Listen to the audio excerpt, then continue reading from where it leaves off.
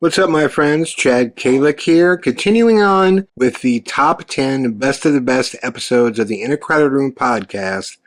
Coming in at number 9 is my interview with Craig Powell. This entire interview I found to be one of the more disturbing interviews that I've ever done, in which Craig details the insane amount of bizarre activity that he experienced leading up to and during the release of SIR NOFACE, including a visit to his home by two gentlemen who attacked him in one of the most bizarre ways. If you have not heard episode number 61 yet, please enjoy it right now. Much love and all the best.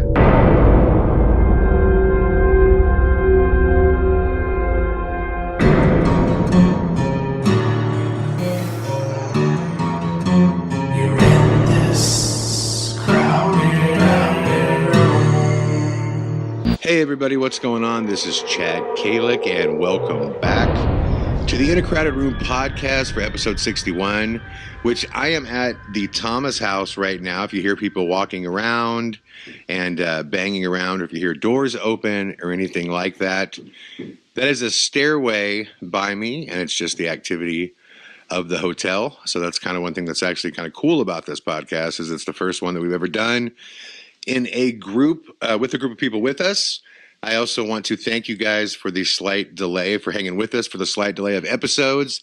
That is because I have been traveling and doing these live events. So there you go, guys. It's live. We have a group of the finest, most beautiful people I've ever seen in my life that's hanging out with us right now. So if you hear the occasional laugh or chuckle, you know what's going on. But as promised, I've been teasing this for a while now, that I would have episodes where I brought on guests, but they had to be what I deemed to be a special guest that would fit in with the format of the show, which is a storytelling format. And finally, I have him here. We talked about doing it over the phone. We talked about doing it with separate Zoom audios, but I wanted to wait till he was in my presence. Mr. Craig Powell is all the way here from Sydney, Australia. How you doing, Craig? Yeah, good, buddy. Good. I'm stoked to be sitting here across from you in this awesome place, Chad. It is mind-blowing. Yeah, it's this super location. Cool. Just, I mean, not only the paranormal stuff, but historically, it's amazing, and it's an honor to be here. Hey, cool. And once again, this is we're at the Thomas house, which is this incredibly big Victorian house in Red Boiling Springs, which is about a couple hours from Nashville. It has a crazy haunted history. We've filmed episodes of Paranormal State here. We've done all kinds of stuff here, and we decided to have my birthday bash event here, in which I got a call from Craig and said, yo, if you're doing this, I'm coming. And I was like, really? That's freaking awesome. I'm coming. Because we have a lot to talk about. And, you know, whenever I talk about SIR NOFACE and Two-Face, I do my best to keep it to my experiences, because I don't ever want to speak for you. But I've definitely teased a lot of what you've been going through, with the promise that the time would come where you would explain kind of what's going on. Yeah. So what we're going to do here is I'll just kind of start, we'll pick things up from SIR NOFACE into Two-Face, and kind of how all that happened. And we'll start with the tour a little bit. Yeah.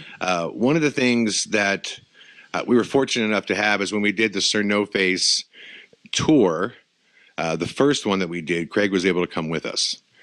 And something happened that blew our minds, because before we went on the tour, we both were expecting, because there is such a skeptical, society around paranormal stuff, we both thought we were going to hear, this SIR NOFACE footage is fake. It's crazy. You guys are, snake oil salesmen.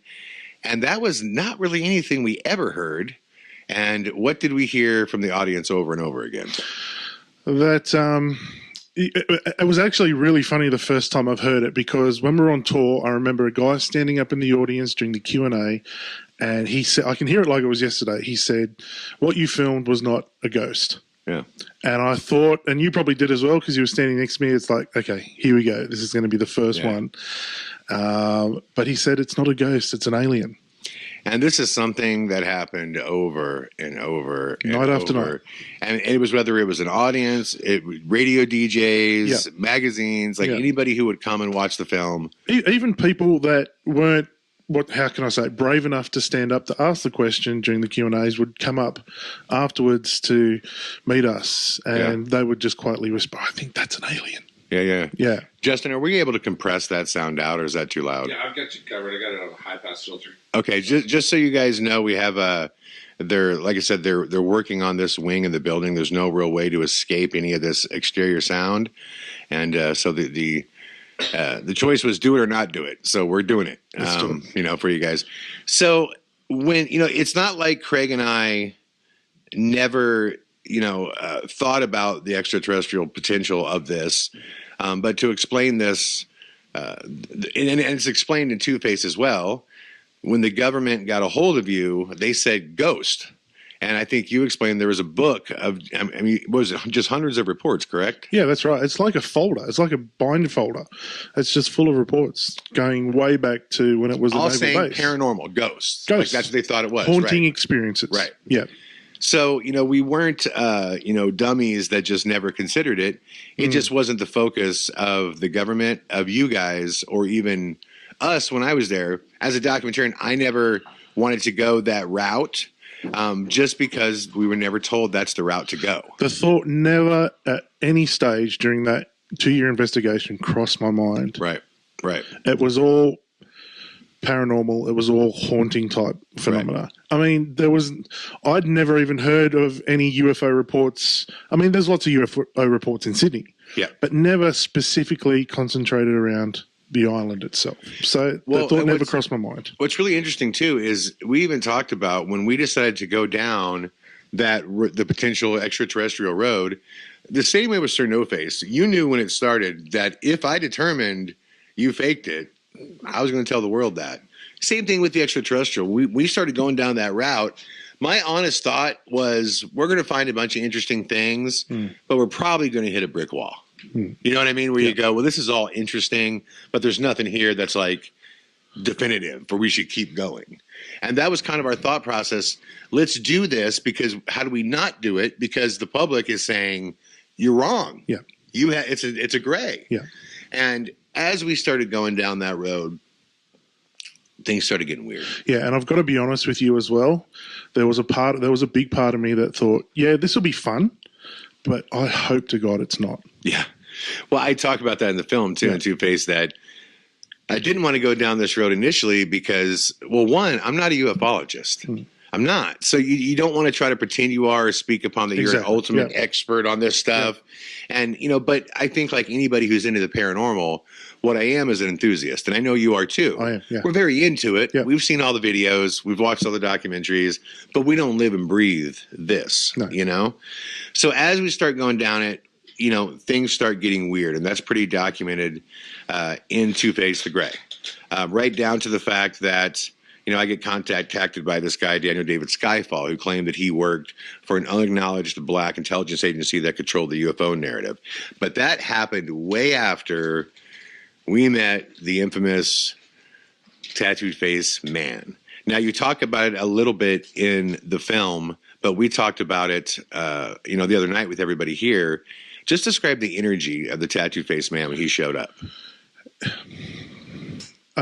Look, I can honestly tell you now when I think about it, I get goosebumps. And you can probably see them on my arms right now. Yeah. I've never experienced an energy from someone like that. The closest I could probably describe it is during a paranormal investigation when you're conducting a vigil somewhere and things are about to happen and that whole energy of the room will change. Yeah.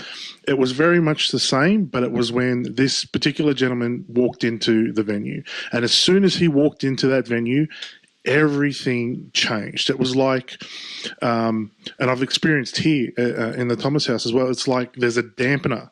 Yeah. Where the sound just seems different. The vibe of the place seems different. And this guy had an aura about him which was just different to anything I've experienced. Yeah.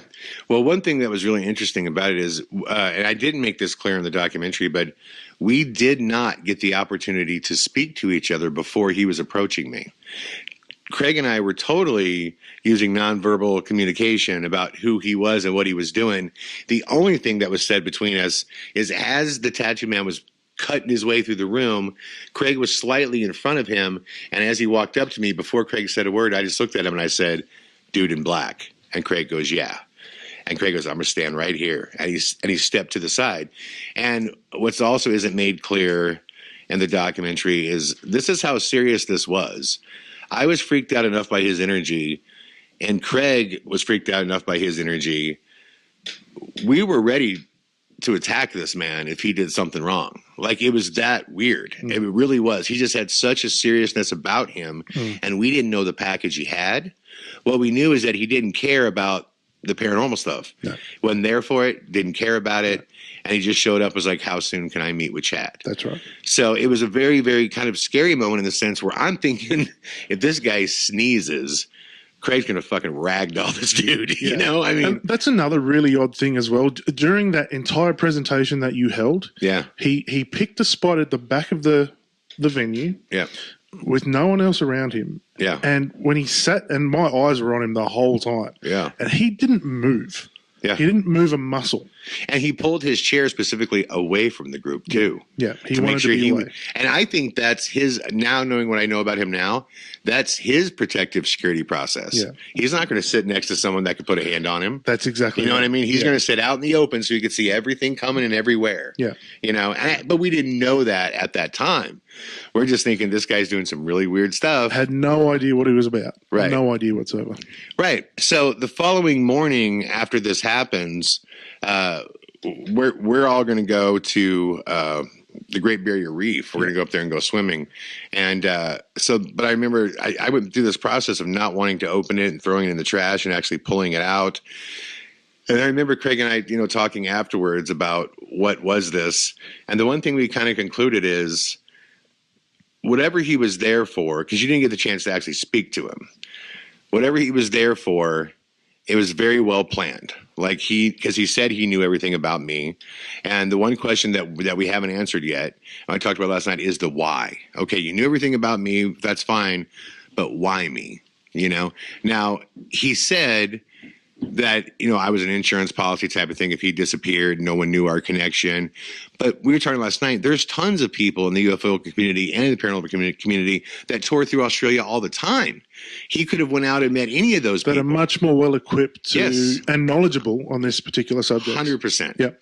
And he didn't do that. No.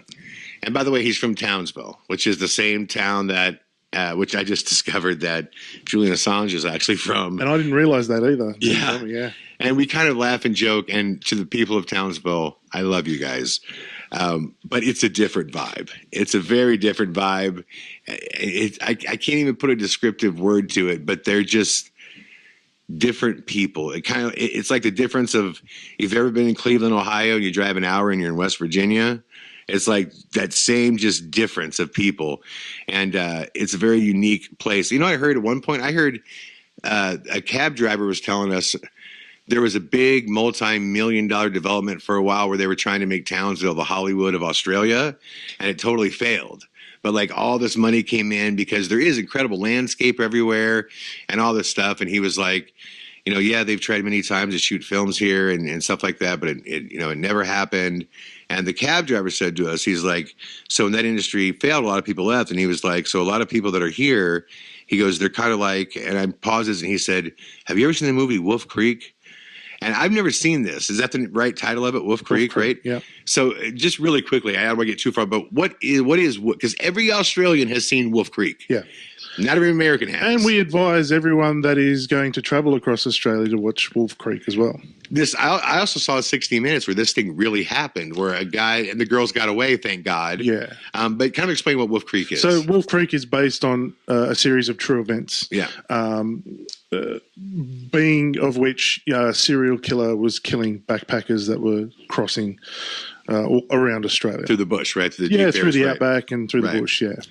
Well, this is the legendary film amongst Australians. It is, yeah. And when you bring it up, everyone reveres. It's kind of like Our Dirty Harry. Like everybody reveres it as, oh, that's the film, you know?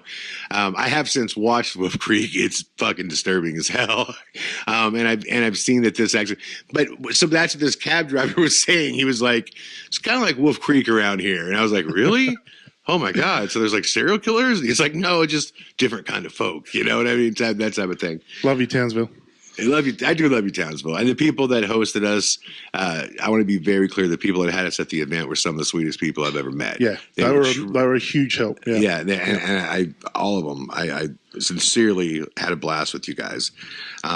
Okay, so moving forward, Craig and I both talk, and we're like, well, look, we're going to go down this road. And I think I felt the same way you did. I didn't really want it to take off and do what it did. I thought, okay, well, this will be interesting because we'll have a part 2, and it'll, explore this, but it's ultimately going to come to a place where we say, interesting concept, but it's not an alien gray. Yeah.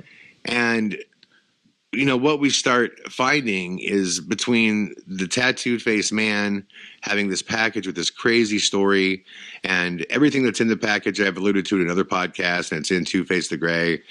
We can do a 20-hour podcast on that, so I don't want to go too deep what's into his package, but basically he had an experience in Australia where he experienced this, what they're called ships of light, and he saw the same thing in Mexico and went on this journey, and while on this journey a lot of really bizarre things happened that lead to a big grand story of his, which again I want to do a separate podcast on that later on.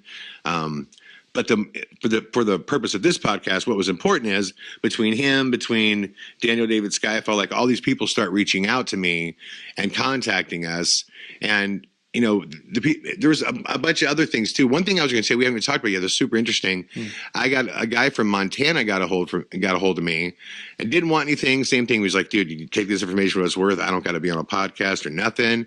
And I thought you'd find this really interesting. He lived right by Malmstrom Air Force Base in Montana. And that's the one that was famously all the nuclear warheads were shut down by the UFO, and that captain came forward and said, yeah, no, I was there. Like this went down.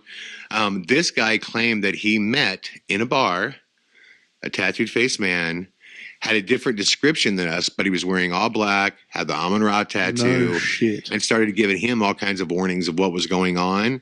And he brought up the idea, what if the tattooed face man, that look, the Amun-Ra thing, like what if there was a lot of them that were out there trying to get this message across, and they were like part of some group of us. I was like, are you serious? He goes, man, everything you described, because I'm telling you, this guy had the same thing. He goes, and he was Australian. No, I'm like, you're kidding me. He goes, no, that's why he was so out of place. Wow. And he was like, he told me this long story about why the nuclear heads were taken apart and who was doing it. He had names, and he sent me this long story, and I have all the information as well too. Yeah. And he was saying, but he goes, but it's not the same guy. He's like, this guy was bigger, he was taller, he was bulkier. And he was like, I saw your photo, it wasn't him. He was like, but the guy was dressed like him, had the Amun-Ra tattoo on his face, everything. Wow. I'm like, dude, that's trippy. Wow. Like, if there's a bunch of them that are out there. So anyways, a lot of this stuff is happening, and every day, Chad, there is another piece of information that just creeps me the hell out, consistently. And it hasn't stopped since we started going down this road. But Craig and I both start experiencing weird, what I would describe as surveillance type activity. Yeah. And at the end of Two-Face the Gray, you see me talk about it, and you can see exactly how I felt at the time. Like, I don't want to be so paranoid that I'm calling everything this. And in a perfect world, none of it's real, and I'm just paranoid. But some time has passed since then, and I've spoken on this podcast about the things that happened to me. Just kind of, take the mic here and the lead, and from the beginning, from the first things that happened to you, just kind of, lay out the things that you've experienced. Yeah. It was like when I was talking to our guests yesterday. It's really hard to find where to start with this because so much has happened over the last 12 months. And I guess I always start from, and people have seen it in Two-Face the Grey, where I get a visit during the making of SIR NOFACE. And you document it really well. And to be clear, these were not traditional Men in Black from the 50s, Point Pleasant. They were not wearing those. They were not wearing the traditional Men in Black outfits. Correct? Right. That's correct. And at the stage, I had no reason to even think of anything such as that. You know, we were still dealing with a paranormal ghost investigation, right? So I had no inkling of anything like that. But the way they spoke and the way they looked and the way they had these smiles on their faces that just didn't leave their expression, something about that was very off-putting and very disturbing. Yeah. And it made me really angry. And it made me angry for a couple of reasons. The first reason why it made me angry was because people are coming to my house, where my family are, where my boys are, where my wife is. The second reason is because I'd like to see myself as a man's man. Sure. You know? Big nuts. I like to think I can look after myself. I like to think I can look after my friends. I like to think I can look after my family. Right. And to feel as intimidated as I did on that day. If something's a threat, you're the guy that says, bring it to me. Exactly. Right. But the way they intimidated me without really doing anything made me angry, because I sat back later and I just went, dude, they just intimidated you at your home. Yeah. And you did nothing. Yeah. So that made me really angry as well. Right. I've also got to tell you, and this is also said in Two Face the Grey, that Nick, my wife, was the first one to actually comment about how the apparition of SIR NOFACE actually looked like an alien. Like a grey, right. And I had a bit of a laugh about it, and I've kind of gone, oh yeah, it kind of does. But other than that, that was the only time it was ever mentioned between us. In regards to things escalating, I can only put it back to when we actually made the decision to delve into Two Face the Grey, and you were going to make the film. Right. From that moment, a lot of things happened in my life that changed, I feel, the person that I am today. Right.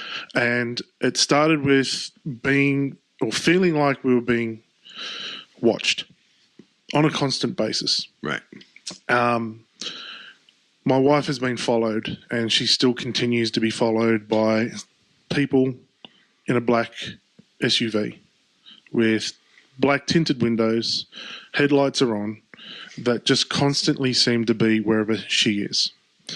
And that disturbs me and that worries me. And that happens a lot, to the point where this vehicle comes down our driveway and will stop out the front of our house. And Nick will notice it. And as she notices it and goes towards to see the window to see who it is, it will back out. It will just drive back down the driveway and disappear. It follows her late at night. If she's been out coming home late from work, or if she's been at the grocery store, this thing will follow her. I noticed that my phone started to do strange things. One of the things I noticed first was that it was making strange noises whenever I was on it, especially to you. Yeah. It started off with crackling noises and a lot of interference. Sometimes I know I had a lot of struggle staying connected to you when we're on phone calls. Constantly, guy. And I can't even tell you how frustrating this was. And what was really weird is, obviously, Craig and I have a friendship outside of investigating. So, like any normal phone call, when you first connect, it's like, how you doing, brother? What's up? How's life? How's the kids? How's the fam? What'd you do for fun type of shit. Like, those conversations, fine. We could talk.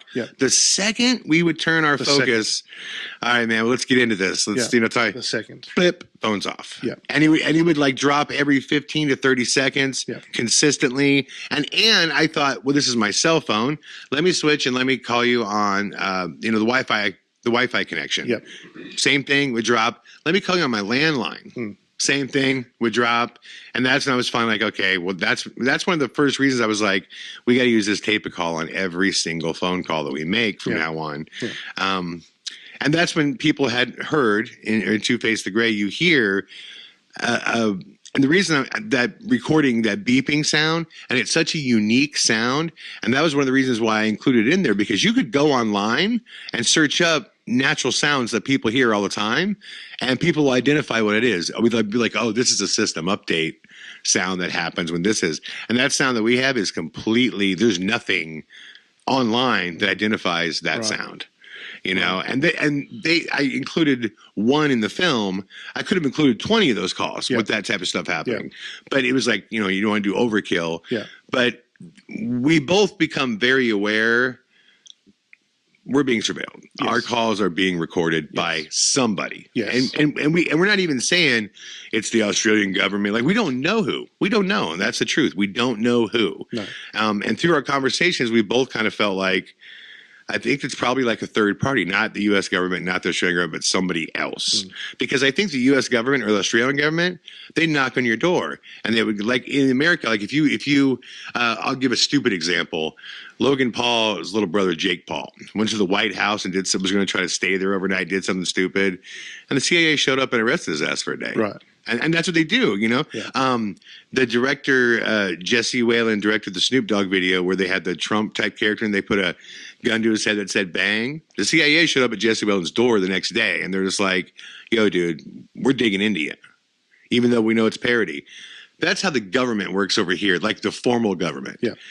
If we did something wrong there, they'd knock on our door and they'd go, hey, we're going to put you in jail unless you shut this down. And that's not happening. Yeah. Which made us think that this is a third party type of thing. Yeah. But with that in mind, continue. Yeah. So all of this strange stuff was kind of happening, but the most worrying thing for me was feeling like my family and myself were being watched. Right.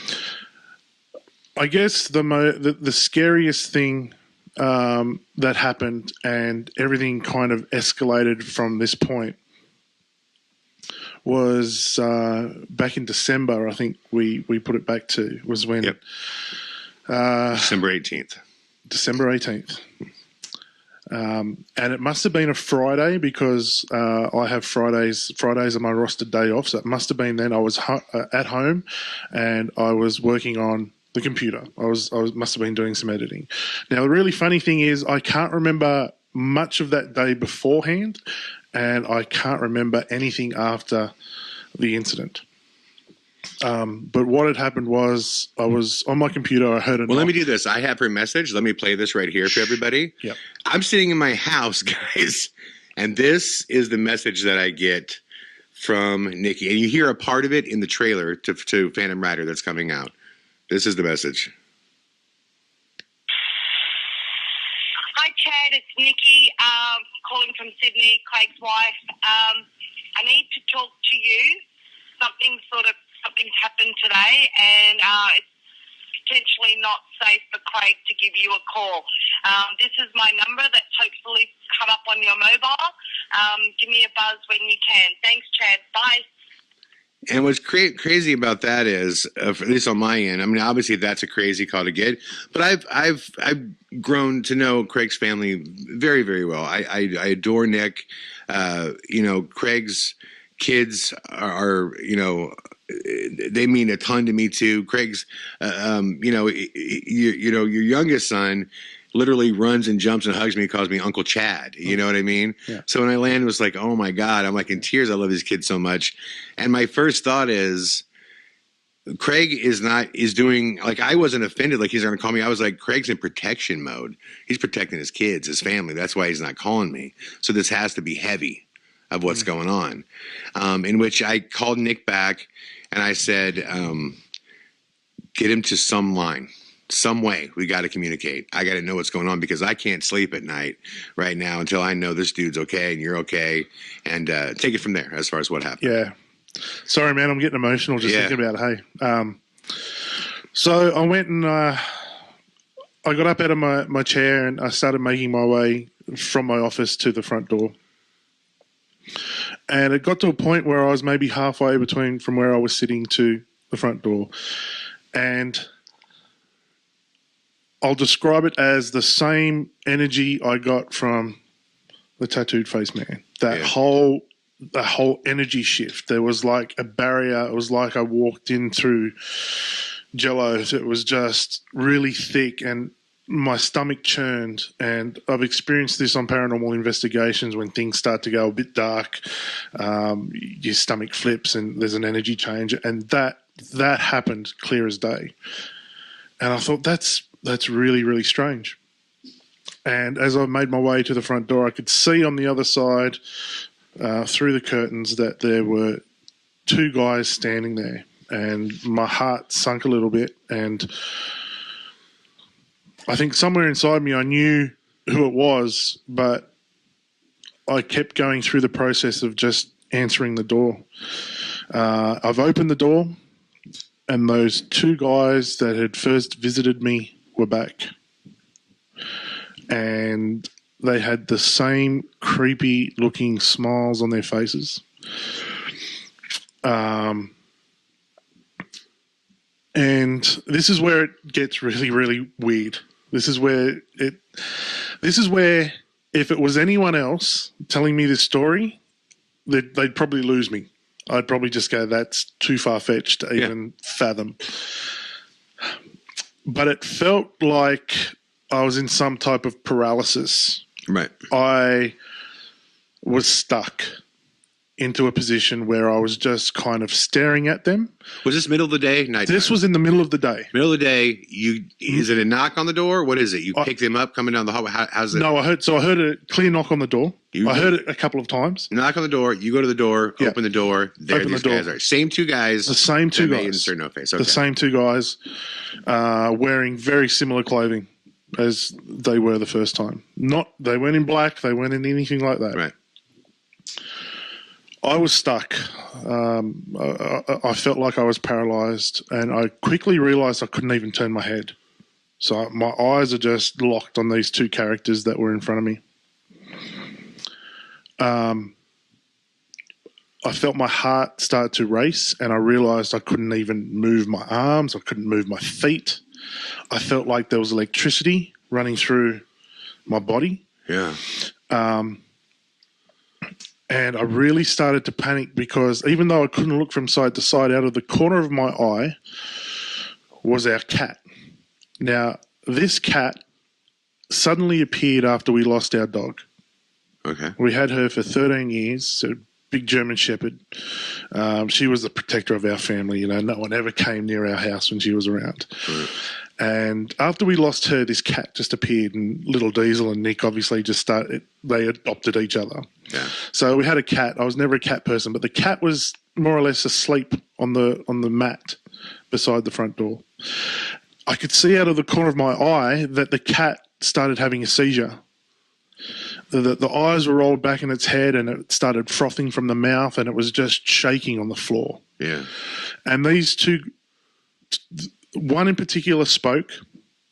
They had the same smile on their face, and they basically told me that this was the last warning I was going to get. That I was to stop doing what I was doing immediately with you. Yeah.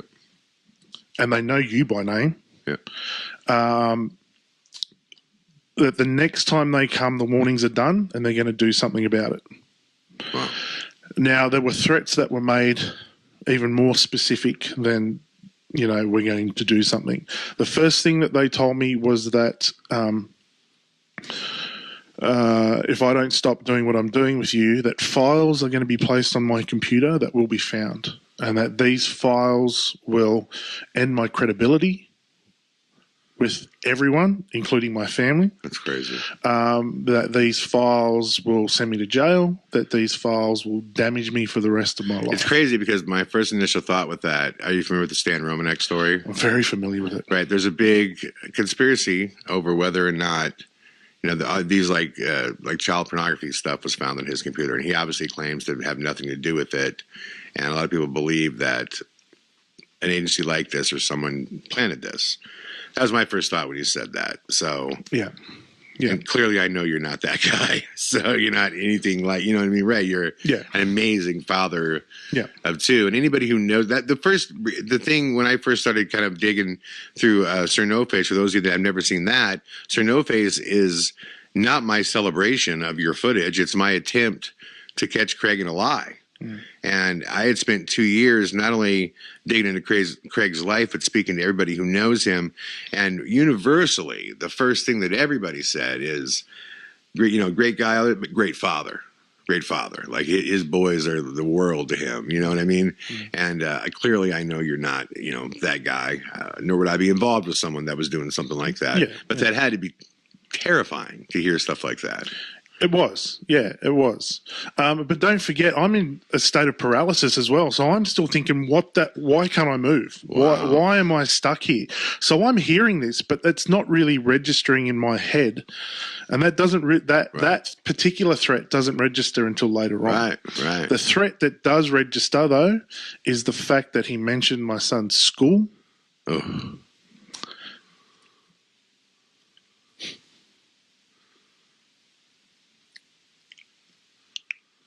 And that I couldn't do a damn thing about it. Yeah. And when someone threatens your family and you're unable to do anything, it is the most terrifying experience. And they know where I live. They know where my family lives. They know where my boys go to school. And they know that the boys are my world. The boys and Nick are my world. So if you're going to get me, that's where you're going to hit me. Well, Craig, if look, for you guys could probably hear it, but if you're here, you'd be seeing it. This stuff's hard for Craig to talk about, and it's a big reason why I didn't want to talk about it for him, because it's something that you guys need to hear from the horse's mouth, for a multitude of reasons.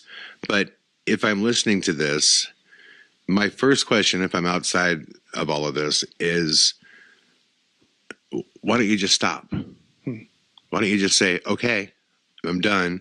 Call me up and go, hey, love your work, love all this, good luck, I'm out. That's why. Like, why would, because obviously we're still pursuing this and we're trying to get as much information out as we can. And we have plans for more filming with Paleface. Why? Like, with that kind of threat, why would you keep going? From the moment that experience ended, that was it. I was done. Right. I was done. This is it. I'm finished. Yeah. I was going to give up the paranormal stuff. I was going to give up working with yourself. I just wanted to look after my family. I was done. Right. And I think even Nick had a conversation with you, and you two had a discussion about it as well. Well, and so the public knows, I've always told you, I love Rocco and Diesel too, and I've always told you, like, hey, if you guys want this to stop, like, don't ever hesitate to tell me. Yeah. Because you are the purveyors of their safety. Yeah. I trust you. And I want to make that clear to everyone as well, that you never at any stage do you ever force or try to push the issue to, come on, man, we've got to keep going. Never at all. There was never any point that you put pressure on me at all to do this. So after an incident like that, why am I still doing this? Right. Well, for a couple of weeks afterwards, I spoke to Nick, my Wonder Woman, and we discussed throwing it all in. And I remember her saying to me during some discussions that because and we're getting to the point now where I'm extremely worried about things turning up on my computer. Right. So I remember going through that first couple of weeks, and I'd be unplugging everything from the walls and the sockets, and when I was done with it, just getting everything out. Oh, fuck yeah. I'd be freaking out. I'd be losing it. Yeah. And there was a stage there I just didn't even turn it on at all. Yeah. And we had a conversation, and she said, you know what? She said, whose opinion of you matters the most in the whole world? Right. And I said, my boys. I said, you and my sons. I said, no one else's opinion of me matters. Right. I said, except for you guys. And she said, well, we know who you are as a person. We know your soul. We know your heart. We know how good of a father and husband you are. And she said, whatever happens, she said, always know that we know the true you. And I could see how that would be totally impactful. Yeah. You know what I mean? Obviously. Yeah. The only thing that still has to be weighing in the back of your head is, that's great. I can't present that in court. No, that's right. You know, I can't go, well, Your Honor, at some point, my wife and kids love me. You know what I mean? And what use am I to you as a father if I'm locked up? Right. You know? Right. But she also said to me, she said, you know, with something like this, there's a line in the sand that if you cross that line, there's no going back. Right. And she said, Craig, we have already crossed that line. She said, we're in too deep with this now to stop. She said, if you think now that you know too much, you've got too much, Chad knows too much, that she says, do you really think that if we stop now that things are going to end? Yeah. She's going to think about it. Do you really think it's going to end? And I didn't know. I honestly didn't know. I just wanted to protect my family and protect myself. And, you know, over the weeks that followed and chatting to you and conversing with you and finding out more about it, there was a point in time I spoke to her and I just go, you know what? We're down the rabbit hole. Let's just go. Me, my answer to people, and I know you feel this way too, is we talked about this with our guests here as well too. When all this stuff starts going on, who do you call? Yeah. It's like you can call the police and go, oh, well, 2 dudes showed up and zapped me with something. And they, you know, it's like, okay, you're a nutball. Yeah. Moving on. Yeah. You know, who do you call to come look at your computer and say, well, I got this message. I think maybe there's some shit on there, but it's not for me, without looking guilty or crazy. You know what I mean? It's like there's nowhere you can go. The only real protection that you can have is public awareness. That's right. That's real. That's what Laura and I came to. So the fact of the matter is we've crossed that line in the sand. Apparently we know too much. We found too much. The next thing is let's make sure everyone knows. Right. So that if anything does happen to me, they ask questions. Questions are being asked. It's not, oh, you know what? Craig ended up dead somewhere with a drug overdose. Right. You know?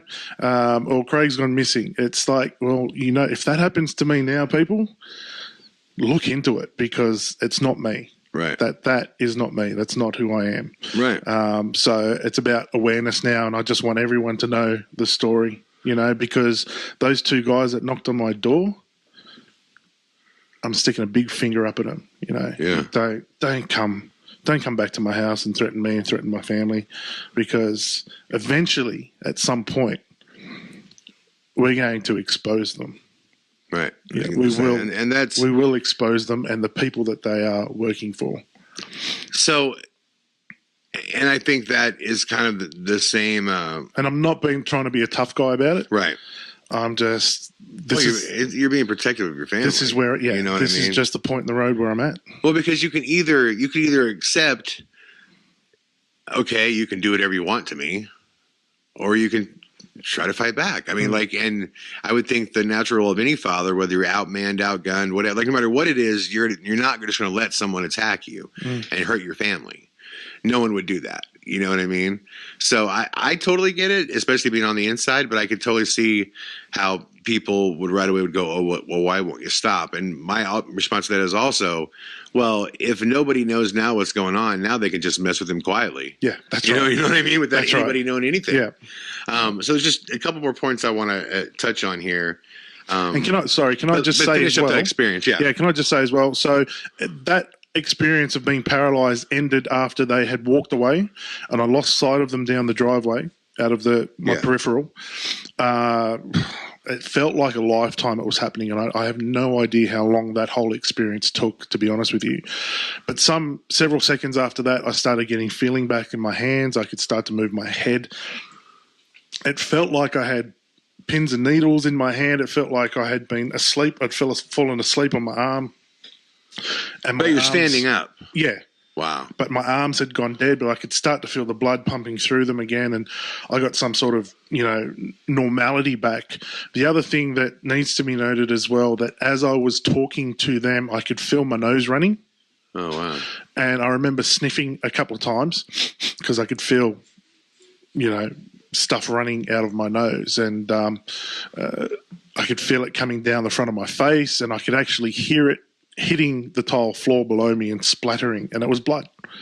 My nose was bleeding profusely at the time. Wow. And they left, and that was the end of the experience. And I really don't remember much of what happened the rest of that day after that. No, hardly any recollection at all. And I would like to also say this: if this story came from anybody but you, yeah, it would be impossible for me to believe. I'm in the same boat. And this is still I'm in the same boat. The only reason I could wrap my head around this now is even because I'm experiencing my own weirdness, and I know I'm being honest about it. I could wrap my head around what you're saying, and I just also know you. And this is not like, for the skeptical mind, it's like, this is not a lie you tell. Like, this is a lie that blankets your family, your kids, like everybody. And the last thing a father wants to do is send his child out to school or out into the world with this kind know story. Your dad's the crazy alien guy, right? You know what I mean? No one would torture their family like that. I don't want this, man. Right. I don't want this story. Right? You don't tell this story. I don't, unless it's real and you're scared and you want protection, you want help. You don't tell this story unless you want that. You were the only person I've told the story to until this weekend when our guests got to hear it as well. But it's not a story I want. It's not a story I'm proud of. It's not a story I want to tell.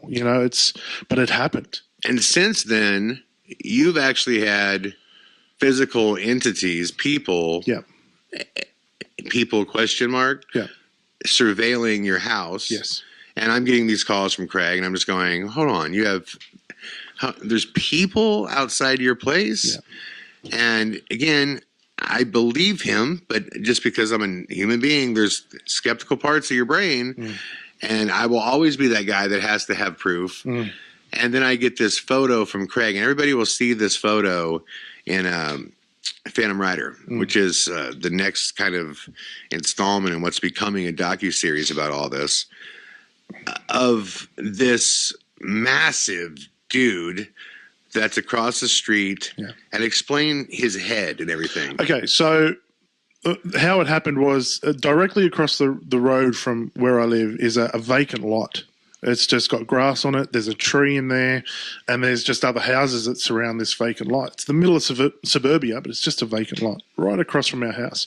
And I was coming home one evening late, and as I was pulling into my driveway, I could see that there were two guys in black standing in the vacant lot, just watching it, looking at my house.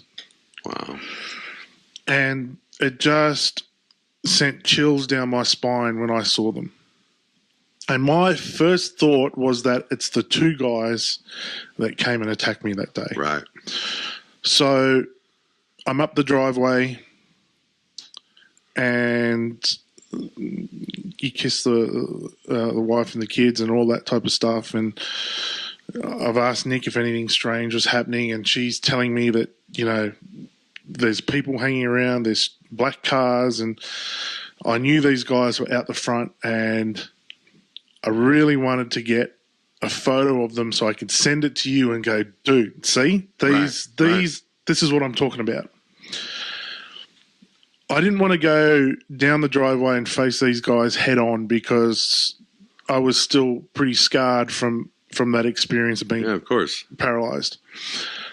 So I jumped the back fence, and I've made my way down the neighbour's property out onto street level, and I had my phone with me. And when I got to street level, and I'm kind of hiding around, bushes and stuff like that, I've looked across the road, and there, instead of being two, there was only one. There was only one guy there. But this guy wasn't looking, he was no longer looking at my house, but he had turned his back and he was looking into this vacant lot, which was just black, just staring off into it. So I've got my phone out, and as best as I could without a flash, because I didn't want to make myself known, I've tried to zoom in as best as possible without pixelating it too much to take this photo, which I managed to do. The really strange thing is, and this is where it gets so weird again, is that as I've hit that shutter button and it's taken the photo, his head started to glow. It's crazy, It's crazy. It's totally crazy. It is totally crazy. But I got to tell you guys, ever since I've started down this road, I can't tell you how many things I went, that's crazy. And then you find out it's real. And you're like, Jesus, like how many times can that happen before you go, you know what? Nothing's crazy anymore. Nothing's crazy anymore. I mean, I started laughing the first time I heard at the end of Two-Face where Dr. Greer was talking about they're just rolling fake alien grays out like sausages. Yeah. You know what I mean? And in my head, I'm thinking like they're making little gray droids like sausages and rolling them out. You know, I mean, like you hear stuff like that, and you're like, it seems so impossible, and then you find out like things are real, you know. A lot of the MK Ultra stuff seems so impossible, and you find out it was all real. It's all real. All real. Yeah. You know what I mean? And our government or unacknowledged agencies have been doing bizarre stuff like this forever. And you can say, well, who was wearing a glowing head, or was it his head, or was it a mask, or was it human? Was it not? And just that question, think how terrifying that is, that in your life you have to ask questions like, is that a human? Is that a robot? Is that a droid? Is that an extraterrestrial? Like, I don't know, but it's outside Craig's house staring at him. You know, how do you... Staring at my family when I wasn't even there. Yeah. Like, how do you... I haven't dealt with that yet, and I pray that I never do. No one physically has come to speak to me yet. It's getting closer and closer and closer and closer, but it's not happened. And what I mean by that, guys, just really quickly, I thought a car was following me at first. Then my phones were tapped. Then I had somebody outside my house cracked into my network and was streaming live footage of my place. Then I had a knock on my door, and you guys haven't heard this yet. The last podcast that I did, I cut it out because I just didn't want to go off on Two-Face in this podcast. But as I was doing it, my front door, which is in front of me when I'm recording it, literally opened on its own. And you guys you can't see this, but like it's a door that has a lock on it where there's just no possible way that it can go halfway or wind could blow it or something like that. Yeah. I mean, I was there with you the other day. Right. And I played you the audio and you line up, you could hear it all. You could hear my response to it. And it feels like it's getting closer. Like it started like I'm behind you with the car. I'm out on your street. I'm at your door. Now I'm opening your door. Yeah. You know what I mean? Like a series of warnings. But no one has physically got to me yet. So with this physical presence at your place, I mean, how do you go about your day? Like, how do you? It has turned me into. It's changed me, man. I'm paranoid all the time. Yeah. All the time about everything. I'm constantly looking over my shoulder. I'm wondering why people are looking at me when they're not actually looking at me. They're looking at something that's behind me or next to me, but you just think, and then, you know, it's like I'm on a train ride home late at night and it's just me and another person in the carriage, and it's like, is that there? Like, is that one of them, you know? Yeah. And I've developed panic attacks. Yeah. I just recently, I thought I was dying. I thought I was about to die. I thought I was having a heart attack. My heart was coming through my chest. I couldn't breathe. I was gasping for air, and I didn't know what was happening. I just thought I was dying. I later found out that it was a panic attack. I am on medication for anxiety. I've never had anxiety in my life, ever. So I'm on medication for that, and I'm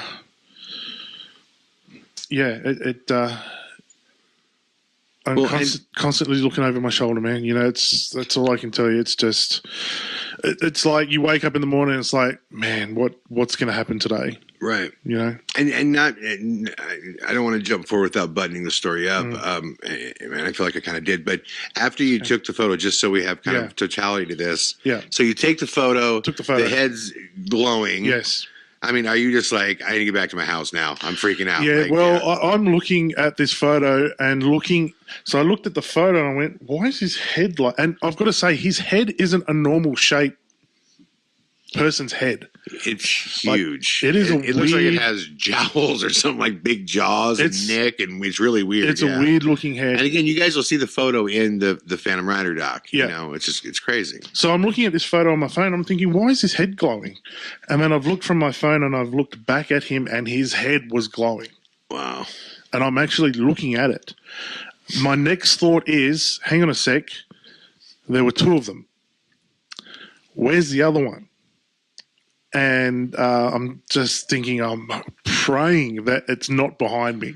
Yeah. Which was my first thought. And then that was it. I turned and I just shot back to my house as quickly as I could, and I showed Nick. Yeah. I didn't want to show the boys, obviously, I didn't want to freak them out any more than they are with this experience. But I showed her, and she couldn't believe it. And she's like, "Where are they?" And I said, "They're out the front now." Yeah, and my wife, being my wife, you think I could stop her from running out down the driveway? Right. I couldn't. But she no. And if you knew Nikki is this, 5-foot little firecracker that is just so aggressive. Yeah. I love that about her. She's definitely a fighter.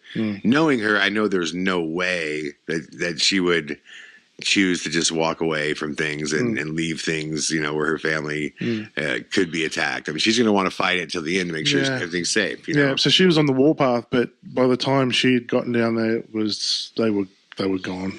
Okay. They were gone. Well, listen, I know, we could just go on for hours and hours and hours about this. From there, guys, if you really want to see what has happened, I invite you to watch the trailer to Phantom Rider, which covers this whole time period, what's occurred since Two-Face came out to now. Yeah. We have, just because I want you to see it, everybody to see it in context of the Phantom Rider documentary. We do know now for sure that there is a third party.